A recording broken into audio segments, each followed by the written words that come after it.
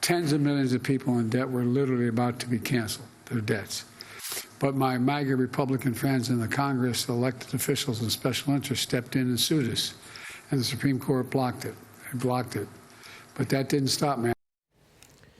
No, that did not stop him. That was President Biden yesterday bragging that the Supreme Court could not stop him from canceling another $1.2 billion in student debt loan. So far, the Biden administration has forgiven nearly $138 billion in student loans for 3.9 million borrowers. Joining me right now is Utah Congressman Burgess Owens. He's a member of the House Education and Transportation Committees. Congressman, it's good to see you. Your reaction to all of that? Good morning, Maria. Well, Maria, let me just start by saying this. The last segment, somebody mentioned that there's a group, the media does not want to fact-check Biden. Let me just, newsflash. Yeah. Biden is not God. And the Democratic Party needs to get their heads around that, realize that we do have rule of law in this country. And I think this is going to be a case study when we look back on history on a president who just does not care about rule of law. He's lawless. He does what he feels he wants to do. He shows up to the border. I'm just a quick shows to the border to show people what's going on down there, and he cleans it up before he gets there. So whether it be the border, whether it be the inflation, the fentanyl, what's happening in our education, this is a man who does not care.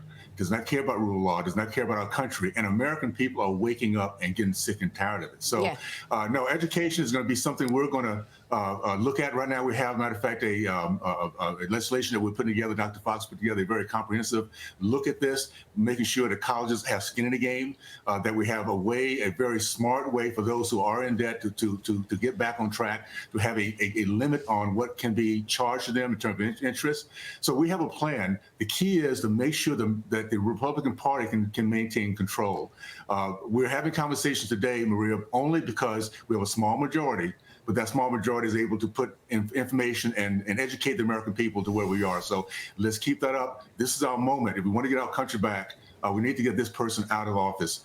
He is a case study of heartlessness, of not caring about our country, and total focus on himself only. And I think the Democratic Party has a tiger by the tail right now because they're realizing it. They're trying to get their right person in to win in this coming election. You know, I wonder if the average person out there connects the dots to the fact that when you forgive $138 billion in debt, that's more free money out there, and that's more, dollars chasing too few goods, and it is just inflationary. So all of the reasons that average people are going to the supermarket and seeing, food prices skyrocketed and their grocery bills, costing so much more than in past years is because of this reason, one of the reasons, and that is now the forgiveness of student debt. I'm not surprised that the president is trying to buy votes, because that's what he did in the last election, and it worked. Young people came out for President Biden because of this. They think, oh, well, I can go to college and for free, and so that's good. What I am surprised at, that he could be so public about defying the Supreme Court. Well, that's because in his DNA, he's lawless. He has always been this way. And, what we're seeing here, by the way, Maria, is the Democratic Party is trying to overwhelm our system, every system possible, making things so miserable that American people raise their hands and said, listen, I give up. Just give me whatever you can. I want free everything. That's the strategy. It's called Cloud Piven strategy, which was put together back in the 60s. So this is not new. It's just we have a person right now who's not smart enough. He's not articulate enough to hide it, and American people seeing it for Fred. So, we all believe in fairness, and we all know this. The people have never stepped foot on a college campus should not be paying for people who spent years there getting debt. Yeah. We have to come away with a way to make sure that it's fair, that colleges are not predatory anymore, which they've been for quite a few decades, and we'll get this thing figured out. We'll get the right party in place to articulate and get the plans together that will be fair to everyone. Yeah, I mean, the fairness point is an important one. But when you talk about lawlessness, there's no more egregious lawlessness than what's going on at the border.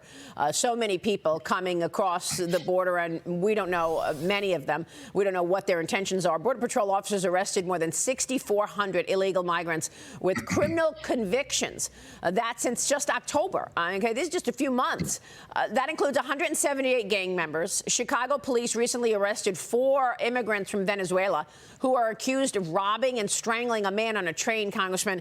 I got a text from one of my Border Patrol sources who told me they encountered someone who they later realized was wanted for murder in Mexico. So these are the kinds of stories that we're hearing about people coming through the border, and it's wide open.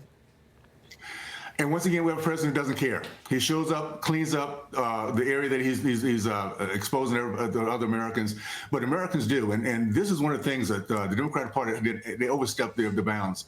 They didn't realize that once the people in the districts, their cities begin to feel the pain of those in red states, that there's going to be a revolution, a rebellion. Yeah. And right now in these blue districts, those folks who are now put to the side, who are no longer a priority, are realizing this is not the way it should be in this country. Yeah. And I think it's hurting the Democratic Party in a big way. We have blacks, Hispanics, because of the way that the Democratic Party responded on October 7th. The Jewish community that have always been in the past very loyal to this party, are realizing all these things are put together, the border, the fentanyl, everything that's come with this, the overwhelming of school systems, the overwhelming of everything in a city that actually they've put together and budgeted to make sure that their constituents are being taken care of. They don't have the money anymore to do this because of what's happening at the border. So every state, every city is a border city, border state, and it's going to turn against the Democratic Party because all of a sudden this thing called empathy, which we're really good at, sets in,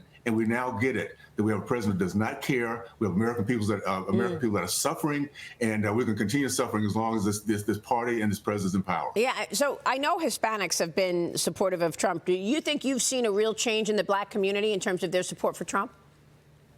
It has changed. This is the moment I've been waiting for, praying for decades. Wow. And this is the thing the Democrats don't get. Once we get it, once we understand, we're not going back. This is one of the reasons why they're flooding the border. They realize where this trend is going, and the only way they can win in the future is by replacing blacks, Hispanics, and those who are waking up and leaving the Democratic Party. So this is part of their plan.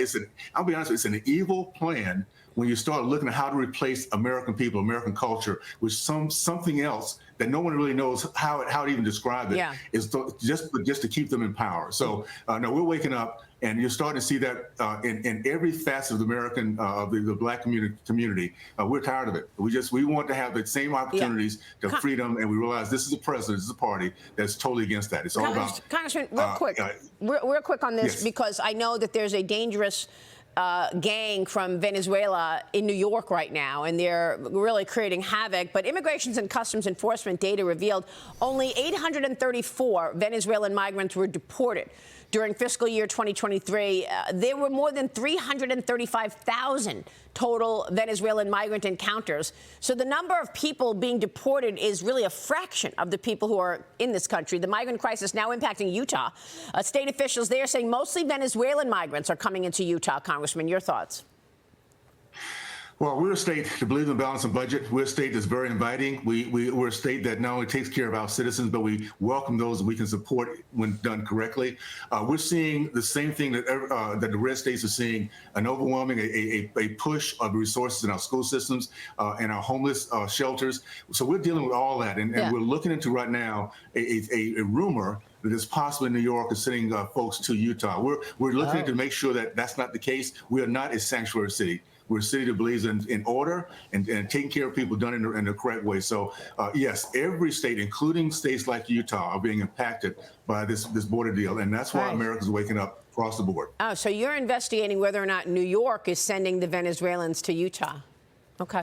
Yes. We'll be watching that. Congressman, thank you. And we'll make sure if that's the case, we're trying to find some documentation. If that's the case, we'll make sure that everybody knows about it. Because this is, again, talking about being unfair. This is not the way America works, and it should not ever work this way. Well, we'd like to hear some follow-up on that for sure. Thank you so much, sir. Congressman Burgess Owens this morning in Utah. We'll be right back.